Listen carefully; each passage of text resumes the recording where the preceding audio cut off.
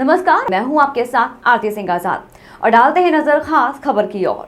छपरा सारण के वर्तमान सांसद राजीव प्रताप रूडी को तीसरी बार भाजपा का लोकसभा प्रत्याशी बनाए जाने पर शहर के निवासी टोला स्थित एक पार्टी हॉल में पत्रकार वार्ता का आयोजन किया गया, जिसमें सांसद रूडी ने सारण संसदीय क्षेत्र से फिर से लोकसभा प्रत्याशी बनाए जाने पर भारतीय जनता पार्टी का आभार व्यक्त किया। उन्होंने कहा कि बिहार 40 सीट और देश में 400 सीट पर इस बार हम जीतेंगे। उन्होंने कहा कि सारण लोकसभा क्षेत्र में वर्तमान समय में 33,000 करोड़ रुपए का कार्य चल रहा है। इस अवसर पर छपरा विधायक डॉक्टर गुप्ता, अमनौर विधायक कृष्ण कुमार मंटू, पूर्व विधान परिषद के उप सभापति सलीम प्रवेश, भाजपा जिलाध्यक्ष रंजीत कुमार सहित दर्जनों भाजपा नेता मौजूद रहे। वहीं पत्रकारों के द्वारा पूछे जाने पर कि राजद से प्रत्याशी लालू प्रसाद यादव की बेटी रोहिणी आचार्य भी चुनाव मैदान में है, ऐसे में इस बार कैसी चुनौती होगी। वहीं इस सवाल के जवाब में भाजपा प्रत्याशी राजीव प्रताप रूडी ने कहा कि मुझे अब तक किसी के बारे में कोई जानकारी नहीं है। जब तक नामांकन नहीं हो जाता मैं किसी को नहीं जानता। वहीं भाजपा प्रत्याशी राजीव प्रताप रूडी ने यह भी कहा कि जिस तरह से देश में मोदी की गारंटी है, इस तरह छपरा में भी राजीव प्रताप रूडी की जीतने की गारंटी है। देखिए क्या कुछ कहा वर्तमान सांसद एवं भाजपा प्रत्याशी सारण के राजीव प्रताप रूडी ने।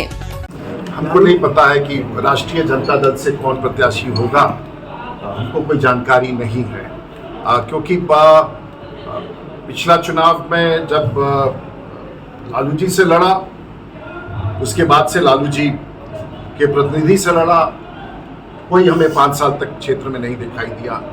उसके बाद राबड़ी देवी जी से चुनाव लड़के हम जीते, मुझे 5 साल तक कोई कैंडिडेट नहीं दिखाई दिया जो जनता की सेवा में है। उसके बाद उनके संधि से हमारी लड़ाई हुई, चुनाव के बाद, चुनाव के पहले आए, चुनाव के बाद हमारा कोई संवाद उनसे नहीं बना। तो दरअसल पूछिए, राजनीतिक कार्यकर्ता के रूप में मुझे ही नहीं, पूरे सारण जिला में किसी को नहीं पता होता कि 5 साल यहाँ पर कौन प्रत्याशी होगा।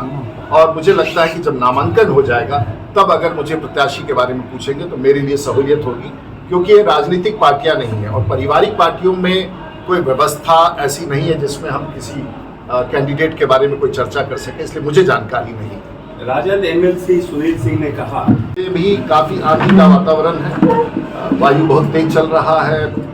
उसी प्रकार से भारतीय जनता पार्टी एनडीए गठबंधन का भी एक आंधी बिहार में चल रहा है, जो प्रत्यक्ष रूप से चारों तरफ देखने को मिल रहा है। बड़ी संख्या में महिलाओं की भागीदारी, नौजवानों की भागीदारी, गरीब महिलाओं की भागीदारी, जीविका दीदियों की भागीदारी, और जो बिहार के जो तमाम किसान हैं, मजदूर हैं, नौजवान हैं, उद्यमी हैं, इन सब लोगों ने मिलकर, और खास करके पत्रकारों को भी मैं आभार व्यक्त करना चाहूँगा कि आपका पॉजिटिव न्यूज़ इस चुनाव प्रक्रिया में हमारी पूरी मदद करेगा और आपकी भी भूमिका सकारात्मक होगी, जो हमेशा रहता है।